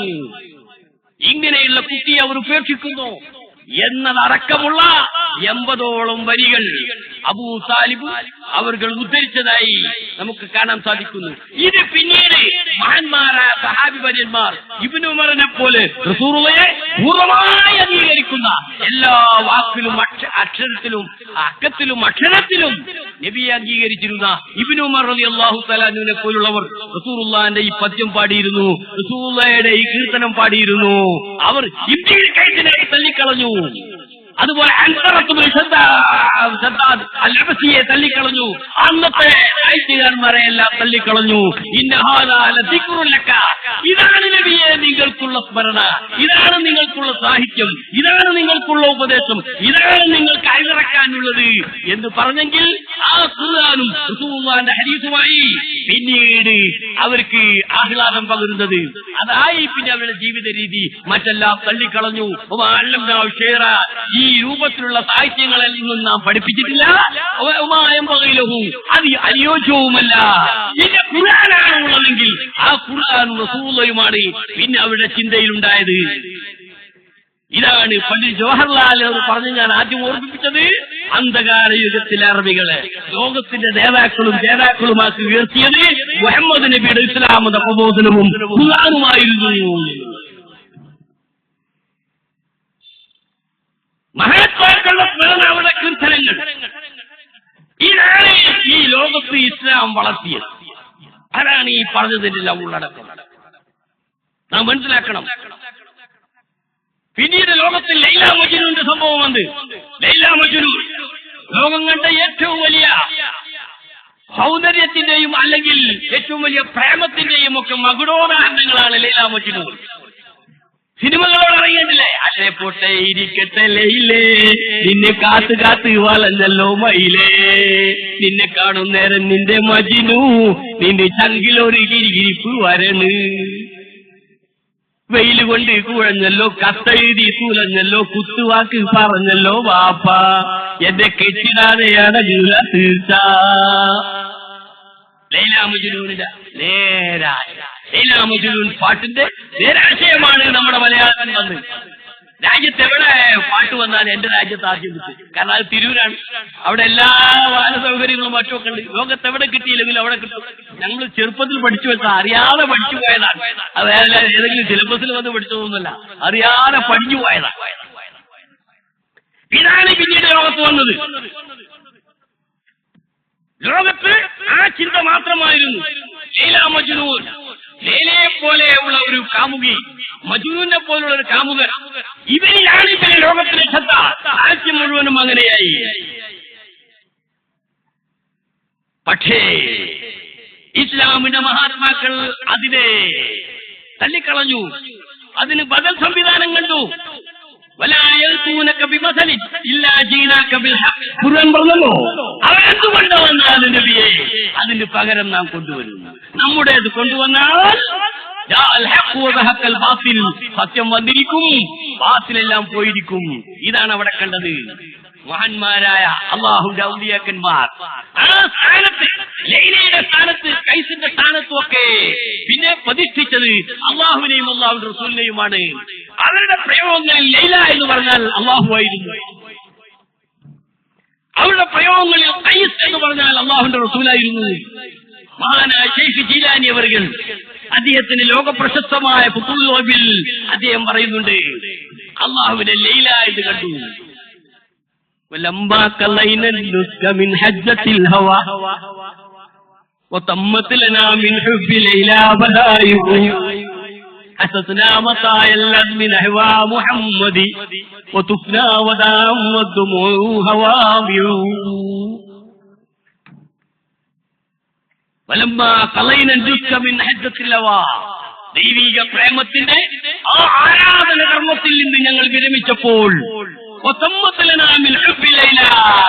ലൈലയോടുള്ള പ്രേമത്തിൽ നിന്ന് ലഭിക്കേണ്ടതെല്ലാം ലഭിച്ചപ്പോൾ ആ ലൈല അല്ലാഹുവാണ്. ലോകം വേറൊരു ലൈലയെ കണ്ടപ്പോൾ മഹാത്മാക്കൾ അതെല്ലാം അല്ലാഹുവിലേക്ക് തിരിച്ചു വിട്ടു. ആ ലൈലയുമായുള്ള പ്രേമത്തിൽ ലഭിക്കാനുള്ളതെല്ലാം ലഭിച്ചു. പിന്നെ ഞങ്ങൾ യാത്ര തിരിച്ചുവിട്ടത് മുഹമ്മദ് മുസ്തഫ സല്ലല്ലാഹു അലൈഹി വസല്ലം തങ്ങളുടെ ഭാഗത്തേക്കാണ് ഞങ്ങളുടെ വാഹനം ഞങ്ങൾ തിരിച്ചുവിട്ടത്.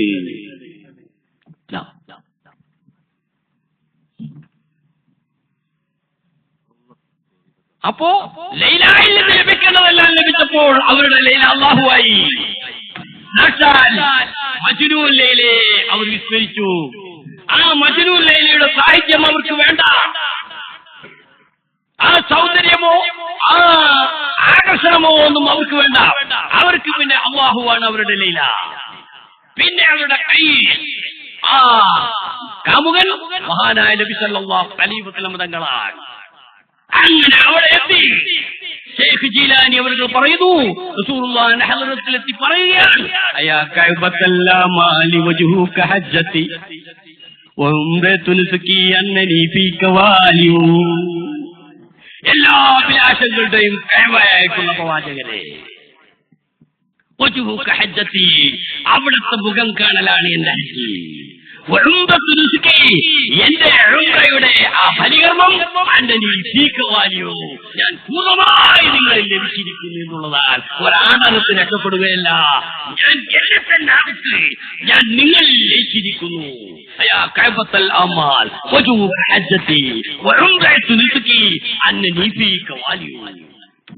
ലൈല മജ്നൂൻ അവർ മറന്നു. സാക്ഷാൽ ജയിക്കപ്പെടേണ്ട ലൈല, സാക്ഷാൽ ജയിക്കപ്പെടേണ്ട മജ്നൂൻ, അത് അവർ കണ്ടെത്തി.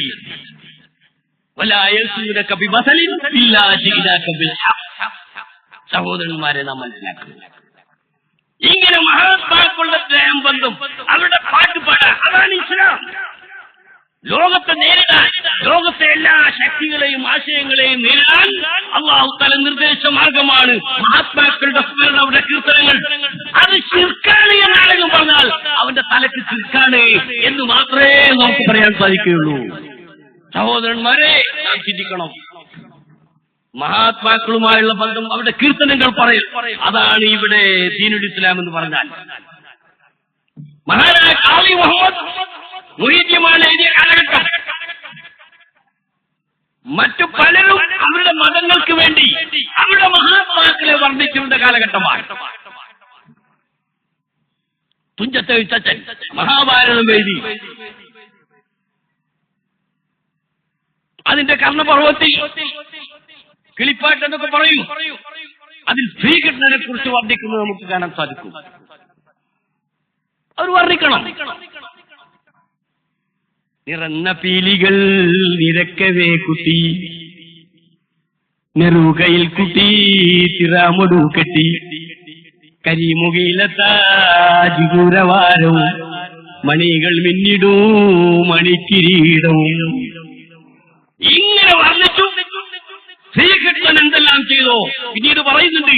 എതിരിടുന്നവർക്ക് ഭയങ്കരത്വം, പഠിക്കുന്ന വിദ്യാർത്ഥികളോട് വളരെ സ്നേഹം, വനിതകളുടെ കാരുണ്യവാൻ, ഇങ്ങനെയെല്ലാം പഠിപ്പ് കഴിക്കുന്നു. ഈ കേരളത്തിലേക്കാണ്, ഈ ലോകത്തേക്കാണ് ഇസ്ലാം കടന്നു വന്നത്. അപ്പോൾ ഇവിടെ ഉണ്ടായിരുന്ന മതങ്ങൾക്ക് പകരം ഇസ്ലാം ഇവിടെയുള്ള ജനങ്ങൾ ഉൾക്കൊണ്ടപ്പോൾ ഇവിടെ ഉണ്ടായിരുന്ന ആശയങ്ങൾക്ക് പകരം, പദ്യങ്ങൾക്ക് പകരം മുസ്ലിമീങ്ങൾക്ക് ആശയം, പദ്യം വേണ്ടി വന്നു. അതാണ് മുഹീദ്ദീമാല. ചരിത്രത്തിൽ ഏറ്റവും ആദ്യത്തെന്ന് പറയപ്പെടുന്ന അറബി മലയാളത്തിലുള്ള മുഹീദ്ദീമാല. അത് മുസ്ലിമീങ്ങളുടെ അവരുടേതായ ആശയാദത്തെ ഉറപ്പിക്കാനായി, മറ്റുള്ളവയെ പ്രതിരോധിക്കാനായി, എന്ന് വെച്ചാൽ എതിർക്കാനല്ല. മറ്റുള്ളവർക്കുണ്ടാവുമ്പോൾ നമുക്ക് നമ്മുടേത്, അവർക്ക് അവരുടെ അമ്പലം ഉണ്ടാവുമ്പോൾ നമുക്ക് നമ്മുടെ പള്ളി. ഈ സ്ഥാനത്താണ് അവർക്ക് മഹാഭാരതം ഉണ്ടായെങ്കിൽ. അതുപോലെ വാൽമീകി എഴുതിയ രാമായണം, വ്യാസമഹർഷിയുടെ മഹാഭാരതം, ഇതെല്ലാം ഇവിടെ പാടിക്കൊണ്ടിരിക്കുകയായിരുന്നു. അപ്പോൾ നമുക്ക് മഹാനായ ഖാദി മുഹമ്മദ് അവർ നമുക്ക് വേണ്ടി രചിച്ചതാണ്. അതാണ് മുസ്ലിം കേരളത്തിന്റെ ഏറ്റവും ആദ്യത്തെ നവോത്ഥാനം എന്ന് പറഞ്ഞാൽ യാതൊരു സംശയവും അതിലില്ല. ആ ആശയത്തെ എതിർക്കലല്ല നവോത്ഥാനം, ഈ ആശയം സ്ഥാപിക്കലാണ് നവോത്ഥാനം. ഇസ്ലാം അങ്ങനെയാണ് ഇവിടെ വളർന്നത്. ഇവിടെ യൂണിവേഴ്സിറ്റികൾ ഉണ്ടായിരുന്നില്ല, ഇവിടെ സിലബസുകൾ ഉണ്ടായിരുന്നില്ല, ഇവിടെ ജാമിയ നൂരിയയോ ജാമിയ ലോണയോ ഒന്നുമില്ല. ഇതൊന്നും ഇല്ലാത്ത കാലത്ത് മുസ്ലിമീങ്ങളുടെ ഈമാനും അവരുടെ ഇസ്ലാം, അവരുടെ ആചാരവും എല്ലാം കാത്തു സൂക്ഷിച്ചത് മുഹീദ്ദീമാലയായിരുന്നു.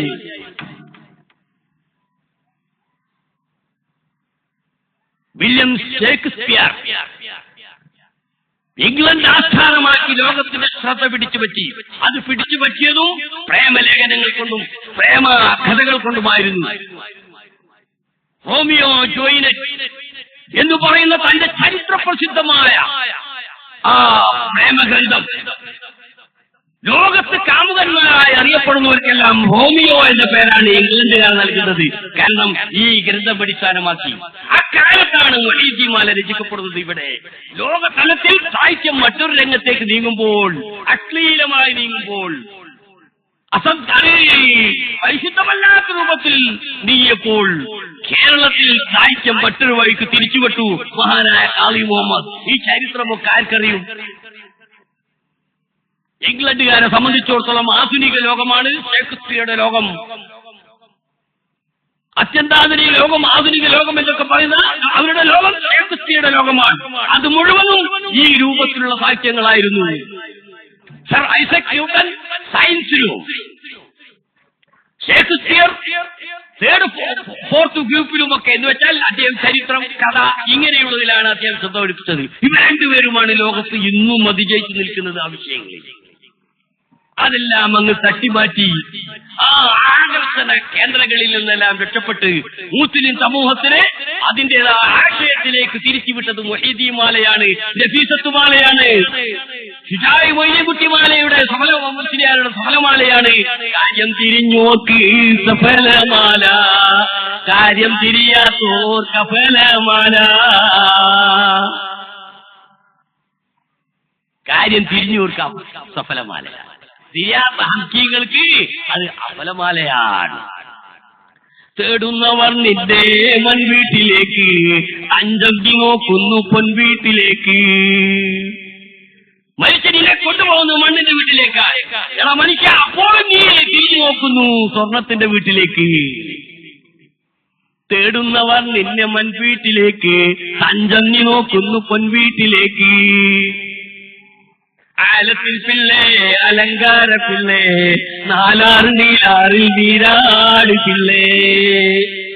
മഹാനാശിതായി പാടിയതാ ആലത്തിൽ പിള്ളേ. ഈ ആലത്തെ അല്ലാഹു തആല ഏൽപ്പിച്ച മനുഷ്യ, അലങ്കാര പിള്ളേ, നീ ജീവികളിൽ വളരെ സൗന്ദര്യമുള്ളവനാണ്. ഏറ്റവും നല്ല രൂപത്തിലാണ് മനുഷ്യനെ പടച്ചത്. അങ്ങനെ അലങ്കാരമുള്ള നല്ല അംഗങ്ങളുള്ള മനുഷ്യ. നാലാറ് നീലാറ് നീരാട് പിള്ളേ. നാലാറ് നീലാറ് എന്ന് പറഞ്ഞാൽ 424 ലാ ഇലാഹ ഇല്ലല്ലാഹ് മുഹമ്മദുർ റസൂലുള്ളാഹിയുടെ അക്ഷരങ്ങൾ ഒരു രൂപത്തിൽ എണ്ണുമ്പോൾ 24 ഉണ്ട്. ആ 24 ലാ ഇലാഹ ഇല്ലല്ലാഹ് മുഹമ്മദുർ റസൂലുള്ളാഹി എന്ന ആ നീരാട് നീ നീരാടണം. ആ നീലഹാറിൽ നീ നീരാടണം പിള്ളേ. അപ്പോഴേ നീ മുഅ്മിനാവുകയുള്ളൂ. ഇതൊക്കെയാണ് അന്ന് മുസ്ലിമീങ്ങളെ തടഞ്ഞു നിർത്തിയത്. ഇതര ആദർശങ്ങളും ആശയങ്ങളും ഉൾക്കൊള്ളാതെ യഥാർത്ഥ അഹ്ലുസുന്നത്തി വൽ ജമാഅത്തിന്റെ പദാവിലേക്ക് കേരളത്തെ മുസ്ലിമിന്റെ തിരിച്ചുവിട്ടത് ഇങ്ങനെയുള്ള ആദർശങ്ങളാണ്, ഗാനങ്ങളാണ്, സാഹിത്യങ്ങളാണ് എന്ന് നമുക്ക് മനസ്സിലാക്കാൻ സാധിക്കും. മഹാത്മാക്കളുടെ കീർത്തനങ്ങളിലൂടെയല്ലാതെ മുസ്ലിം ലോകത്തിന് പുരോഗതി ഉണ്ടായിട്ടില്ല. ഗ്രന്ഥങ്ങളൊക്കെ പിന്നെയാണ്, യൂണിവേഴ്സിറ്റികൾ പിന്നെയാണ്, മദ്രസകൾ പിന്നെയാണ്, സമസ്ത പിന്നെയാണ്, എല്ലാ സംഘടനകളും പിന്നെയാണ്. വൈദ്യമാല രചിച്ചിട്ട് 408 വർഷമായി. അന്നിവിടെ എന്താണ് ഉണ്ടായിരുന്നത്? ഈ 408 വർഷങ്ങൾക്ക് മുമ്പ് ഈ ലോകത്ത് എന്തായിരുന്നു ഉണ്ടായിരുന്നത്? ഒന്നുമില്ല. ഇല്ലായ്മയുടെ ആ പല്ലവി മാത്രമാണ് പറയാനുള്ളതെങ്കിൽ അന്ന് ഉണ്ടായി, പിന്നെ എല്ലാം ഉണ്ടാക്കിയത് ഇങ്ങനെയുള്ള സാഹിത്യങ്ങളായിരുന്നു. മഹാത്മാക്കളുടെ സ്മരണ നിങ്ങൾ നോക്കൂ. ഇബ്രാഹിം നബി അലൈഹി ഇസ്ലാമിന് ഞാൻ നിർത്തുകയാണ്. ഉദ്ഘാടന പ്രസംഗ, അത് സമാപന പ്രസംഗമായ പറ്റില്ല.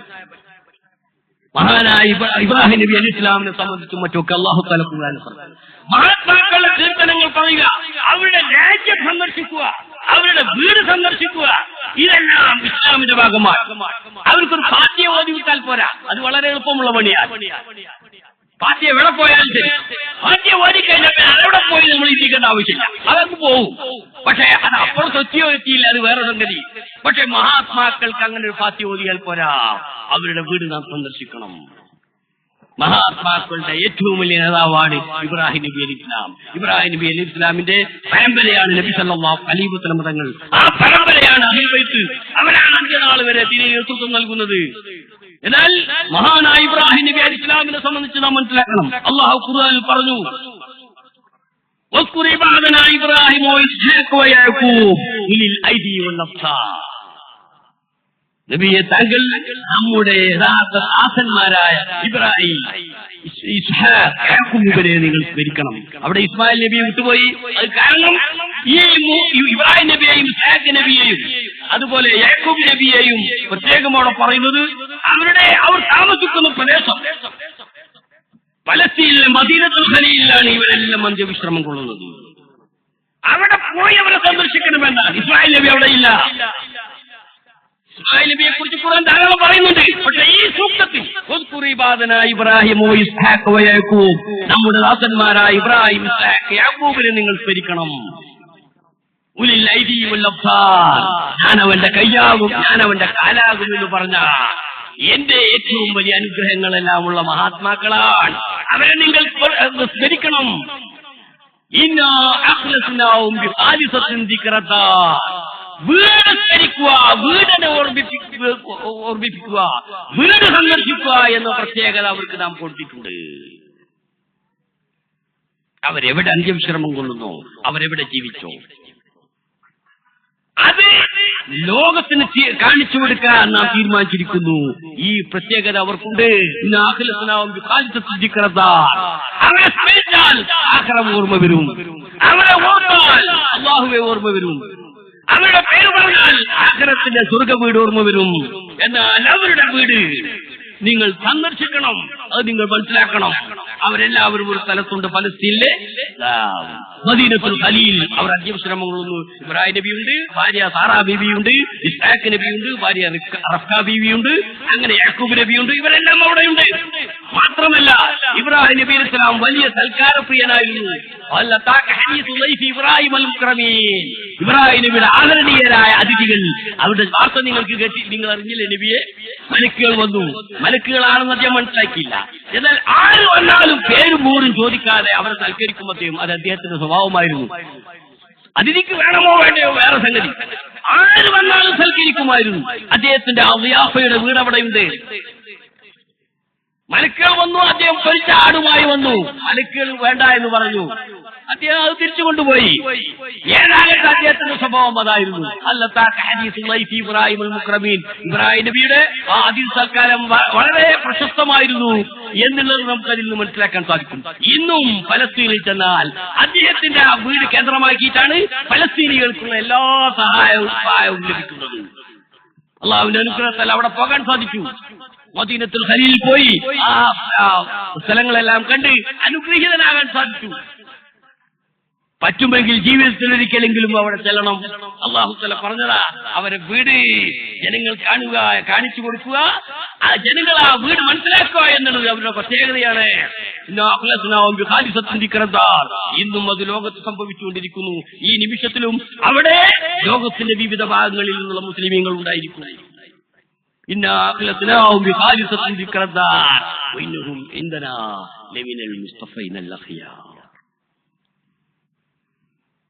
നാം തെരഞ്ഞെടുത്ത മഹാത്മാക്കൾ. അതുകൊണ്ട് അവരെ സ്മരിക്കണം, അവരെ കാണണം. അവരിലൂടെയാണ് പിന്നീട് ഇസ്ലാം ലോകത്ത് നിലനിന്ന് നമുക്കറിയാമല്ലോ. നബി സല്ലല്ലാഹു അലൈഹി വസല്ലം തങ്ങൾ 7-ാം ദിവസം ശേലാക്രമം നിർവഹിക്കപ്പെട്ടു എന്ന് പറയുന്നു, അല്ലേ? പ്രസവിച്ച സമയത്ത് ശേലാക്രമം നിർവഹിക്കപ്പെട്ട രൂപത്തിലാണ് വന്നിട്ടുള്ളത്. അത് പ്രസിദ്ധമായ സംഗതിയാണ്. എന്നാലും പിന്നീട് ഒരു ശേലാക്രമവും കൂടി ചെയ്യാൻ പറ്റുന്ന വിധത്തിൽ, കാരണം അതൊരു സുന്നത്തായ സംഗതിയാണല്ലോ, പ്രത്യേകിച്ച് പറ്റുന്ന രൂപത്തിലായിരുന്നു റസൂലുള്ളാഹി ജനിച്ചത്. മഹാനായ ഇമാം റംലി നിഹായയിലും മറ്റുമൊക്കെ പറഞ്ഞ് നമുക്ക് മനസ്സിലാക്കാൻ സാധിക്കും. പ്രസവിച്ച സമയത്ത് വലദത്തുഹു മഖ്തൂനം വമഖ്ഹൂലൻ കമാ നബി സല്ലല്ലാഹു അലൈഹി വസല്ലം തങ്ങൾ ശേലാക്രമം നിർവഹിക്കപ്പെട്ട വിധത്തിലാണ് പ്രസവിക്കപ്പെട്ടിട്ടുള്ളത്. അത് ശരിയാണ്, തെറ്റല്ല, ഹദീസുകളിൽ വന്നതാണ്. എന്നാൽ വീണ്ടും ഒരു സാങ്കേതികമായ, ഒരു ഔപചാരികമായ ശേലാക്രമ നിർവഹണത്തിന് പറ്റുന്ന വിധത്തിൽ ഉള്ള സൗകര്യം ശരീരത്തിൽ ഉണ്ടായിരുന്നു. അങ്ങനെ 7-ാം ദിവസം ശേലാക്രമം നിർവഹിച്ചു. ഈ ശേലാക്രമം ആരുടെ ശരിയാണ്? ഇബ്രാഹിം നബി അലൈഹി സ്വലാമിന്റെ ശരിയാണ്. റസൂലുള്ളാഹി മറ്റൊക്കെ തവാഫ് ചെയ്തിരുന്നു, ഹജ്ജ് ചെയ്തിരുന്നു. അതാ ശരിയാണ്. നബി സല്ലല്ലാഹു അലൈഹി വസല്ലം തങ്ങൾ ഖുറൈശികൾ കഅബ പുനർനിർമ്മാണം നടത്തിയപ്പോൾ ഹജറുൽ അസ്വദ് അവിടെ കൊണ്ടുപോയി വെച്ചു. അത് ഇബ്രാഹിം നബിക്ക് വേണ്ടി ചെയ്തതാണ്. മക്കക്കാരെ സംബന്ധിച്ചിടത്തോളം ആ ഹജറുൽ അസ്വദ് ബിംബമാണ്. അവരെ ഹജറുൽ അസ്വദിനെ അവിടെ വെക്കുന്നത് ബിംബം എന്ന നിലക്കാണ്, അവരുടെ ദൈവം എന്ന നിലക്കാണ്. പക്ഷെ റസൂൽ അത് വെച്ചത് ഇബ്രാഹിം നബിന്റെ തുടർച്ചയിലാണ്. മനസ്സിലാക്കണം. അതാ തുടർച്ച. ഈ തുടർച്ച അത് പ്രത്യേക വേദഗ്രന്ഥം കൊണ്ടുള്ള, വേദഗ്രന്ഥം അവരുടെ കാലത്ത് കഴിഞ്ഞു പോയില്ലേ? ഇത് അവരുടെ സ്മരണയാൽ, ആ സ്മരണ അല്ലാഹു തആല നിലനിർത്തിയതാണ്.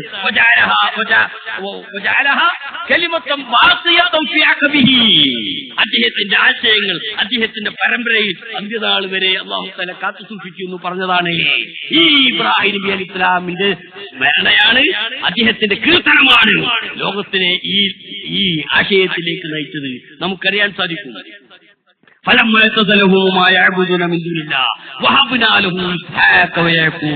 ഇബ്രാഹിം നബി അലൈഹി സ്വലാം പിതാവിനെയും മറ്റും വിച്ഛേദിച്ചു ദീനിന്റെ പേരിൽ. അപ്പോൾ അദ്ദേഹത്തിന് നാം നൽകി ഇബ്രാഹിം,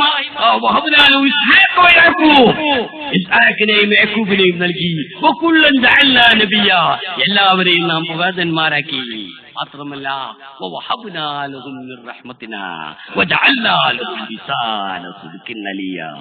നമ്മുടെ വളരെ വലിയ, വളരെ പെരിയ അനുഗ്രഹങ്ങൾ അവർക്ക് നൽകി.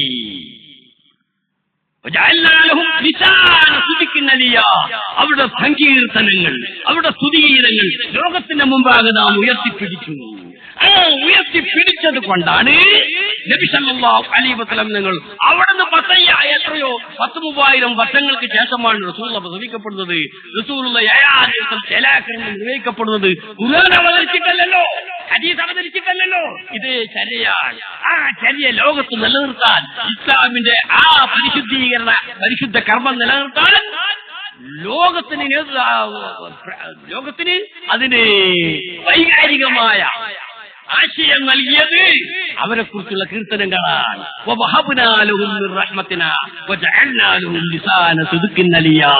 അവരുടെ കീർത്തനങ്ങളാണ് ലോകത്തിന് മുമ്പാകെ ഉയർത്തിപ്പിടിച്ചു. ആ കീർത്തനങ്ങളാണ് നിലനിൽക്കുന്നത്. അതേ കീർത്തനമാണ് അല്ലാഹുമ്മ സ്വല്ലി അലാ മുഹമ്മദിൻ വഅലാ ആലി മുഹമ്മദിൻ കമാ സ്വല്ലൈത അലാ ഇബ്രാഹിമ വഅലാ ആലി ഇബ്രാഹിമ ഫിൽ ആലമീന ഇന്നക ഹമീദുൻ മജീദ് എന്നതുവരെ എത്തിപ്പെട്ടിരിക്കുന്നു. ഇന്നും നാം അത് ചൊല്ലിക്കഴിഞ്ഞു. അപ്പോ ലോകത്ത് ഇസ്ലാമത്തിനെതിരെ ഏത് സാഹിത്യം വന്നാലും, ഏത് ഗ്രന്ഥം വന്നാലും, ഏത് നേതാവ് വന്നാലും അതിനെല്ലാം പ്രതിരോധിക്കുന്ന ഹക്ക് നാം അല്ലാഹു തആല കൊണ്ടുവരുമെന്ന് പറഞ്ഞത് മഹാത്മാക്കളിലൂടെയാണ്, അവരുടെ സങ്കീർത്തനങ്ങളിലൂടെയാണ്, കേരളത്തിൽ വഹീദ്യമാലയിലൂടെയാണ് അത് നമുക്ക് സാധിച്ചത്. സഹോദരന്മാരെ, നിങ്ങൾ ക്ഷമിക്കണം, ഉദ്ഘാടനം വീണ്ടുപോയി. അല്ലാഹു തആല അനുഗ്രഹിച്ചാൽ വീണ്ടും നമുക്ക് ബന്ധപ്പെടാം. അല്ലാഹു തആല നമുക്ക് സുന്നത്ത് ജമാഅത്തുമായി ദീർഘകാലം പ്രവർത്തിക്കാനും മുന്നോട്ട് പോകാനും നല്ല ഒരു സമൂഹത്തെ കെട്ടിപ്പടുക്കാനും അല്ലാഹു തആല തൗഫീഖ് ചെയ്യുമാറാകട്ടെ. ആമീൻ എന്ന് പ്രാർത്ഥിച്ചു. ഞാൻ എന്റെ വാക്കുകൾ അവസാനിപ്പിക്കുന്നു. അസ്സലാമു അലൈക്കും.